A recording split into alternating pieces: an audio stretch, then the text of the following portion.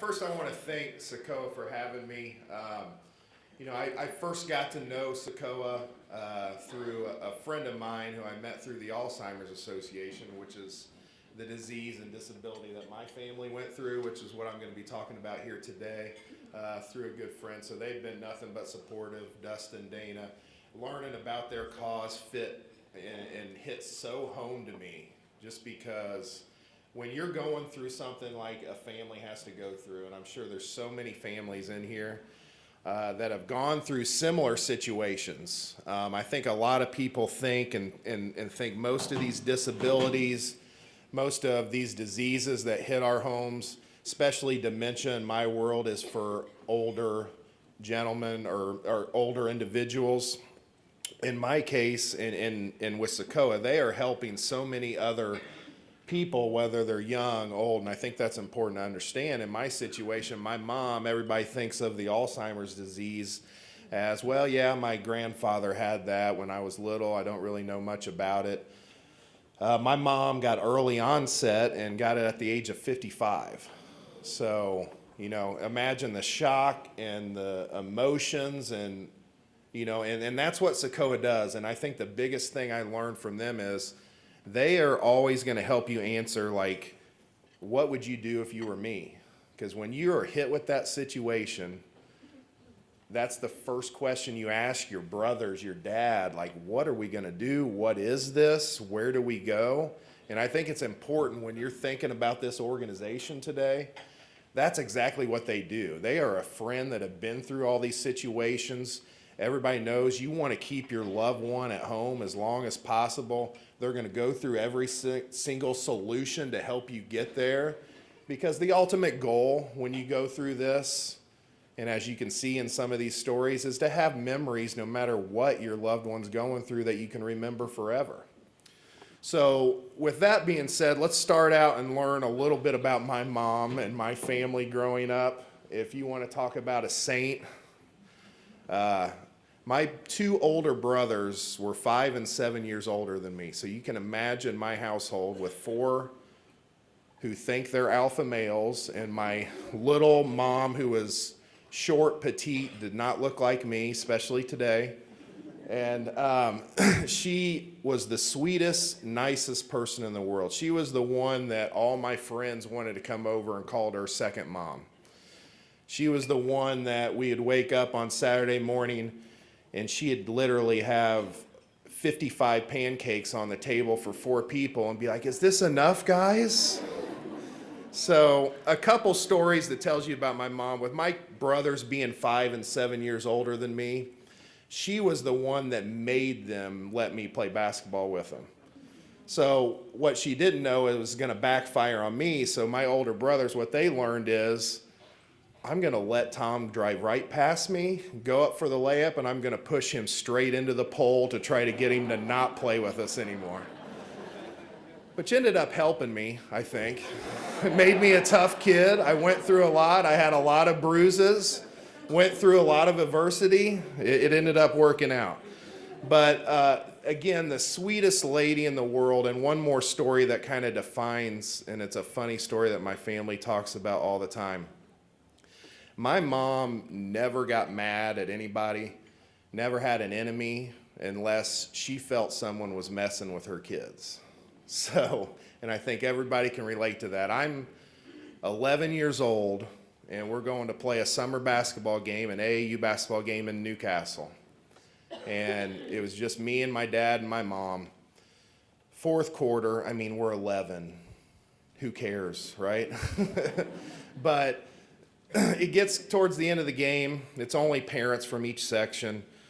The guy doesn't start the clock when we're up by like 3 points. So again, 1 time fine, 2 times fine, 3 times in the last 4 minutes. It is Newcastle. Sorry if anybody's from Newcastle. They take their basketball just about as serious as anybody. I don't think the guy was doing it on purpose. So the next thing you know, 3 or 4 people, parents, my mom happened to be in the front of the parents, stand up and start yelling, start the clock. For some bright reason, the ref looked straight at my mom and told her to get out of the gym. So out of all of my family members, the only one to ever get thrown out of a basketball game is my sweet little old mom. So I'm 11, my dad, we're walking to the car, we lose the game. My mom's like, I've got to go to the restroom. So we go to the car first, we get in the car, and my dad turns around and he says, look, I know your mom better than you. Do not say a word when she gets in this car. Wrong thing to say to an 11-year-old. So she gets in the car, and the first thing out of my mouth, Mom, why'd you do that? The next 5 minutes were not fun for me or my dad, but just the kindest lady, and then moving in further into my career, the things I've got to experience with her. She grew up the biggest Indiana basketball fan, so getting to go on visits, watching her face get to meet Coach Knight, and then watching her face get to realize when I got to tell her, yeah, they offered me a full ride, I get to play there, and then getting to play there for her is the biggest, the biggest accomplishment, I think, in my life, seeing as a son your mom who did everything for you, cooked every meal, did everything. And I think it's no coincidence in the world that her last year before she got sick, where she was clear-minded, knew everything was going on, was the year we went to the national championship game. So, moving into my senior year, there was two things when we first started noticing stuff that was going on with my mom.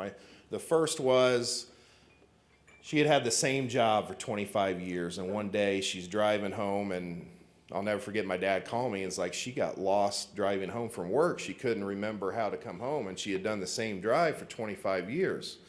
So that was the first one, and then it was our first preseason game my senior year at IU at Assembly Hall. And how many of you been to Assembly Hall? Thank God there's not a lot of Purdue fans in here, especially this year. So at Assembly Hall, they're sitting on one side across from the benches.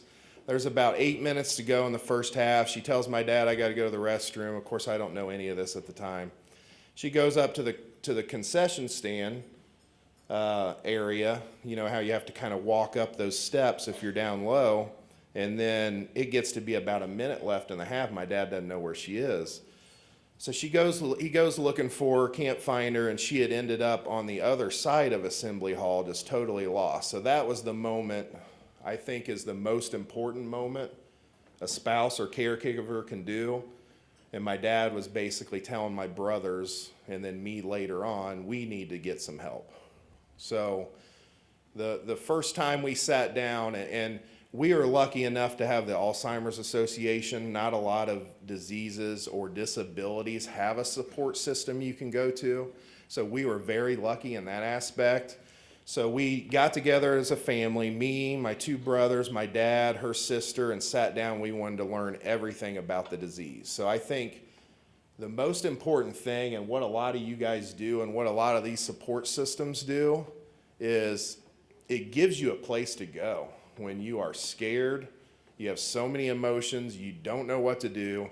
Here you have four males who think they don't fear anything in the world. And let me tell you, when it's your mom or a loved one, you fear everything. There is nothing in the world asking for help. And that's what I give my dad credit to. Made us get together. So they sat there, they told us this is what's going to happen. She's going to start to forget stuff. It's early onset. It's going to go quicker. Life expectancy is 3 to 10 years. And when you hear of Alzheimer's, most people that are elderly die of something else before this kicks in. So she got it at 55, passed it at 63. But so you go through a range of emotions as a family. But that organization and getting the support we needed, they told us, every time she asks you the same question, answer it like it's the first time. The only thing you're going to do is make her feel bad. So what a caregiver and a family goes through, and again, I'm talking about what my family went through. I know there's a lot of other different situations and different things you need to talk about with your family. But for me is the one thing that stuck out for me is in these next 2 or 3 years, tell them you love them as much as you can. So this is the hardest part to talk about, sorry. I wanted to do something special for her my senior year, and I don't know if any of you remember me doing this, but I wrote her a letter and I said, I want you to remember for the rest of your life how much I love you. So before every game, I'm going to point to you before the jump ball. So first couple games, I'd always shake everybody's hand. I'd go back to the free throw line. I'd jump up and down 2 or 3 times. I'd look up there. She's already standing pointing at me. So then you move into later in the year, my dad would have to tell her to stand up. And then end of the year, she's kind of just standing up, not knowing why she's standing up. So it's kind of one of those things. Take the moments you have with your family and cherish it and enjoy it. The things I remember is the first 2 or 3 games when she was pointing right at me and she knew what was going on. So going through that part, and then I think the biggest part as a family you have to realize is, you're going to make sacrifices and as a family. So after this and after college, I went away to coach and play ball. My family wanted me to leave. So there's different grieving and caregiving responsibilities for every caregiver. I was a long distance caregiver, what they called, which means I'm going to have the guilt of not being home. I can only talk to her on the phone. So I talked to somebody about how to deal with that because I didn't know what to go through.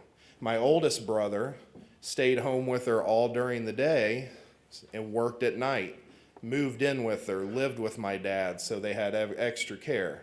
My dad was with her 24/7, extra care. So I think the main thing someone told me up front, and I think we did good as a family, you always feel like you can do better, is take care of the caregiver as much as the person that's sick. So what we did and the resources that we had to us was having someone come over for 3 hours during the day, even if it was a weekend, to give my dad and my brother and the people that were close a mental break. Because you think kids are exhausting? Trust me, I have twins that are 2, I get it. But when you're taking care of someone and you're literally in charge of their lives, it's taxing and they need the support just as much as the victim. I think that's important, and that goes into the resources that CICOA can give you.